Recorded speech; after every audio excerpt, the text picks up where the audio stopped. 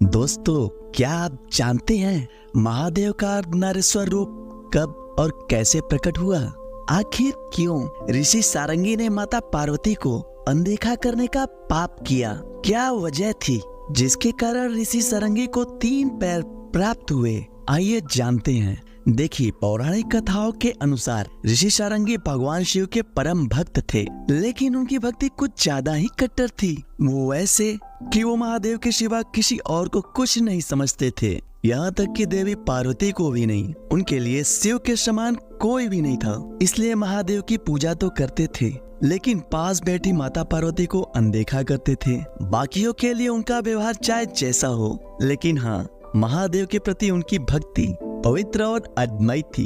पर भगवान शंकर के इतने बड़े भक्त होने के बावजूद वो माता पार्वती को हमेशा शिव जी से अलग ही समझते थे। हालांकि इसे उनका घमंड नहीं कहा जा सकता था, क्योंकि वह शिव भक्ति में इतने मग्न थे कि उनके अलावा उन्हें कुछ और नजर ही नहीं आता था। एक बार ऋषि भृंगी महादेव की परिक्रमा करने की मनसा से कैलाश पर्वत पर गए, लेकिन वहाँ महादेव के साथ उनकी पत्नी देवी पार्वती भी बैठी थी और वो उनकी परिक्रमा नहीं करना चाहते थे। अब ऋषि के इस हरकत पर माता पार्वती ने ऐतराज जताया और कहा कि हम दोनों अलग नहीं हैं, बल्कि शिव ही शक्ति है और शक्ति ही शिव है, इसलिए तुम ऐसा नहीं कर सकते। लेकिन ऋषि भृंगी महादेव की भक्ति के आगे कुछ सुनने समझने को तैयार ही नहीं थे। उनका फैसला अटल था, उन्हें सिर्फ और सिर्फ शिव जी की ही परिक्रमा करनी थी।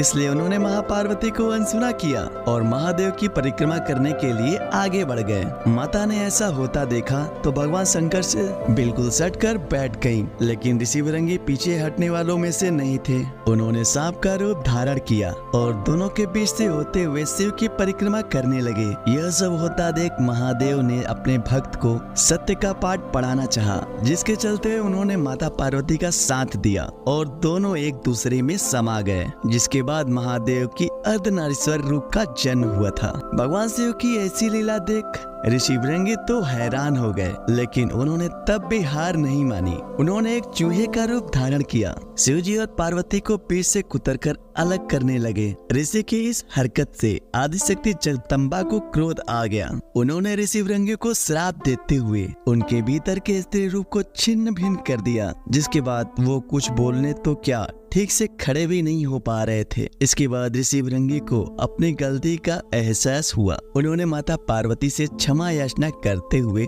दोनों की पूजा और परिक्रमा करने की अनुमति मांगी। तब महादेव के अनुरोध पर माता पार्वती अपना श्राप वापस लेने को तैयार हो गयी, लेकिन भृंगी ऋषि ने माता को ऐसा करने से रोक दिया। भृंगी ने कहा, हे माता, आप मुझे ऐसे ही रहने दीजिए, ताकि मुझे देखकर पूरे विश्व को ज्ञान होता रहे कि शिव और शक्ति एक ही हैं और नारी के बिना पुरुष पूरा नहीं हो सकता। ऋषि भृंगी की इन बातों से दोनों बहुत प्रसन्न हुए। महादेव ने उन्हें वरदान दिया कि वो सदैव उनके साथ ही रहेंगे। साथ ही भगवान शिव ने कहा कि चूंकि ऋषि भृंगी ने उनकी आधी परिक्रमा ही कर पाए थे, इसलिए आज से उनकी आधी परिक्रमा का ही विधान होगा। यही कारण है दोस्तों कि महादेव ही ऐसे हैं। महादेव की केवल आधी परिक्रमा ही की जाती है। ऐसे ही महादेव की रोचक तथ्यों को जानने के लिए हमें सब्सक्राइब जरूर करें।